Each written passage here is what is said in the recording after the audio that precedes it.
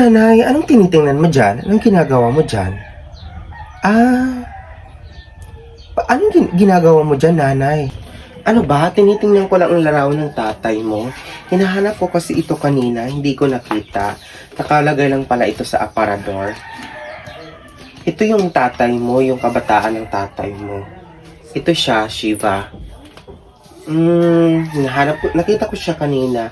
Hinahanap ko kasi siya kasi nagparamdam siya kagabi. Parang binangungot ako. Kayo pala, nanay? So, saan mo yun nakita? Sa aparador pala nakalagay. Sino yan? Yan yung tatay ko. Kaya pala. Alam mo, hindi ko talaga nakita sa person yung tatay ko. Alam mo ba, nanay? Nakakainis masyado. Yung hindi mo alam yung biological father mo. Yung lumaki ka na walang mga magulang.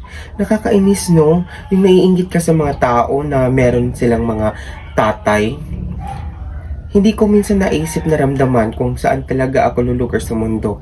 Yung wala kang tatay. Bakit kaya, no? Ano ba, Shiva?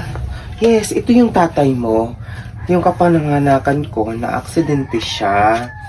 Alam mo kung sino tumulong sa akin doon sa hospital? Si Aling Mariposa. Kaya to, namimiss ko tuloy yung tatay mo. Alam mo ba, ang bait ng tatay mo, Shiva. Sa Aling Mariposa ang nag-alaga sa akin sa hospital. Sa panahong wala to. Alam mo, nagdalumhati ako sa mga panahong yon. Pero alam mo, huwag kang mag-alala. Kakahanap ka rin ng biological father mo. Sa Aling Mariposa yung nagpanganak sa akin doon sa hospital. Kaya malaking pasalamat natin sa ating kapitbahay na si Mariposa, Shiva. Kaya yan ang iisipin mo, ha. Kailangan maging mabait ka kay Mariposa. O sige na, magsaing ka na doon. Kakain na tayo. Gutom na ako. Sige na. Pag-usapan na lang natin yan sa susunod na mga araw.